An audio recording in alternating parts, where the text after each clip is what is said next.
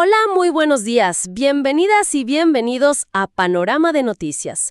Hoy es miércoles 18 de febrero de 2026 y tenemos una jornada, la verdad, cargadísima de información, con un foco especial en la economía que afecta directamente el bolsillo y el futuro de todos. Así es, buen día. Hoy vamos a analizar muy a fondo el debate por la reforma laboral, las cifras de inflación que se conocieron y cómo este combo, digamos, impacta de lleno en el día a día del trabajador. Y no solo eso, también vamos a estar viendo la situación climática acá en Misiones y las noticias más importantes de la región y del mundo. Exacto. Si te parece, vamos con los titulares. En el Congreso arranca el tratamiento de la reforma laboral. Ya hay protestas anunciadas y el gobierno dio un giro en un punto que era clave. Además, la inflación de enero fue del 2,9%. Es el registro más alto de los últimos 8 meses. En Misiones sigue el aula de calor, con temperaturas que van a ser extremas. Y en el plano internacional, la crisis política en Perú suma un nuevo capítulo con la destitución de otro presidente. Bueno, vamos a desglosar esto. Empecemos por el tema central del día, que es, sin dudas, la reforma laboral libertaria. El tratamiento empieza hoy en comisiones de diputados. Sí, y se espera una votación larguísima. Dicen que podría extenderse hasta la madrugada del viernes. Esto ya te da una idea de la tensión que hay. Claro. Y el primer punto de análisis es la estrategia política, ¿no? El gobierno retiró un artículo que era muy polémico, el 44. El de la reducción de salarios por enfermedad.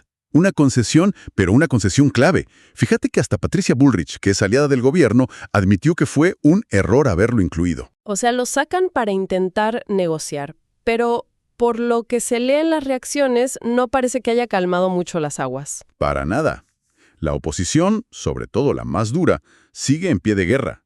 Germán Martínez, de Unión por la Patria, fue lapidario. Sí, tengo la cita acá. Dijo: la ley es horrible, no agrega derechos y atrasa. La verdad, no deja mucho margen para un acuerdo. ¡Ninguno! Y esa dureza se ve reflejada directamente en la calle. La CGT ya convocó un paro general para mañana. Un paro general sin movilización, la aclaran. Exacto. Y aquí es donde la cosa se pone realmente interesante. Porque la protesta no es un bloque monolítico, ¿viste? A ver, ¿cómo es eso? ¿No paran todos juntos de la misma forma? No exactamente. Hay una fragmentación que es clave analizar. Por un lado, tenés a la cúpula de la CGT, que llama a este paro sin marchar. Pero los gremios de transporte, que son los que de verdad pueden paralizar el movimiento del país, anuncian un paro total por su cuenta. Tal cual. Y los marítimos ya arrancaron el suyo, de 48 horas. Y encima tenés al Frente de Sindicatos Unidos, que confirma que ellos sí paran y además movilizan al Congreso. O sea, son distintas estrategias, distintos niveles de presión. Exacto.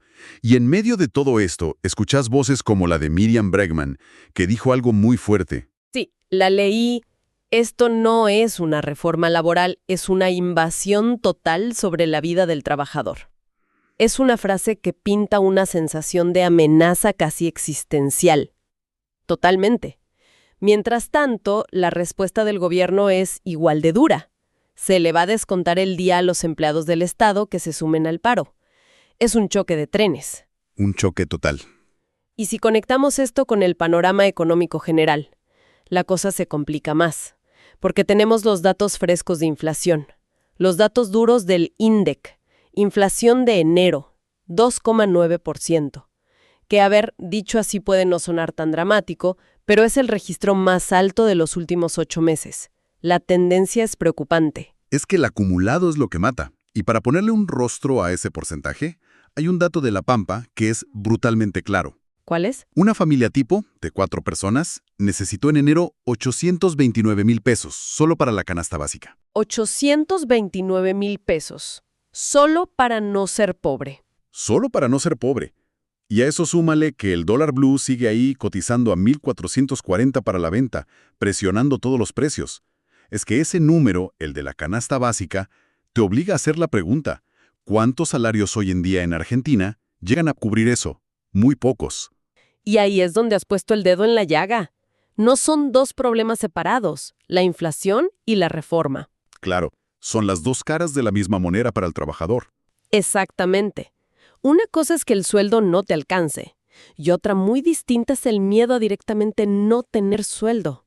Y tenemos ejemplos dolorosos de esto. El cierre de la fábrica de neumáticos Fate, por ejemplo. Histórica. Un icono industrial. Y de un día para el otro, 920 personas se quedaron en la calle. Y en los motivos que da la empresa son la combinación letal, ¿no? Caída del consumo y apertura de importaciones. Sí. Y la pregunta es, ¿si es un caso aislado o si estamos viendo un patrón? Y lamentablemente todo indica que es un patrón. En Santa Fe se perdieron más de 7.700 puestos de trabajo industriales desde 2023. En Chaco, el empleo privado formal cayó un 8,4% en 2 años. Y en Tucumán, la Textil Gilado, otra grande, pidiendo concurso preventivo. Claro que expliquemos qué significa eso. Un concurso preventivo es la antesala de la quiebra. Es una medida desesperada para intentar renegociar deudas. Después de 290 desvinculaciones, además. Entonces, ¿qué significa todo esto? Que tenés una doble presión sobre el trabajador. Por un lado, la inflación te come el poder de compra. Por otro, la reforma genera una incertidumbre enorme y ves que las fábricas a tu alrededor empiezan a cerrar. Es una tormenta perfecta. Y en medio de este clima surgen otras polémicas que no ayudan. Como la del contrato millonario en Cancillería a una asociación que dirige la esposa de Federico Sturzenegger. Hubo denuncias de Margarita Stolbizer y Juliana Di Tullio. Y también las restricciones a la prensa en las movilizaciones. La Asociación de Corresponsales Extranjeras ya advirtió sobre eso. Todo suma a una atmósfera muy, muy cargada. Muy cargada. Y bueno, hablando del calor del debate político, nos vamos al calor literal. Un calor que está viviendo de forma muy intensa la provincia de Misiones. Sí, es una transición que, lamentablemente, tiene mucho sentido. Toda la provincia está bajo una alerta por una ola de calor que los informes califican de persistente. No es un día de calor y ya, es algo que se mantiene. Exacto. El pronóstico para hoy es de una jornada calurosa, inestable y nubosa en toda la provincia, pero con temperaturas altísimas. Tenemos los datos específicos. La máxima va a estar en San Javier, con 38 grados. La mínima en Bernardo de Irigoyen, 20 grados. 38 grados. Esto plantea una pregunta importante sobre las precauciones que tiene que tomar la gente, sobre todo la gente que trabaja al aire libre. Y el impacto en las actividades diarias. Además, con este calor, el riesgo de incendios se dispara. Claro. Y de hecho, hubo una noticia preocupante en Iguazú, un incendio en el destacamento de guardaparques. Sí, aunque la investigación por ahora apunta a un desperfecto mecánico como origen, ¿no? No a algo intencional. Correcto, pero es un recordatorio de lo vulnerable que es todo en estas condiciones. Una chispa, por cualquier motivo, y podés tener una catástrofe. Sí, sin dudas. Y antes de dejar Misiones, pasamos información de servicio.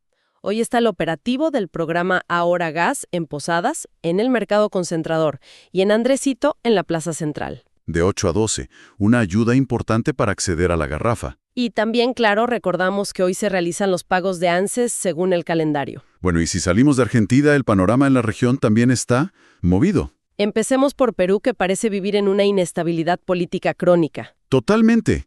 Acaban de destituir al presidente interino, José Gerri. Pero lo impactante no es solo la destitución. Es que es el octavo en una década. 8 presidentes en 10 años.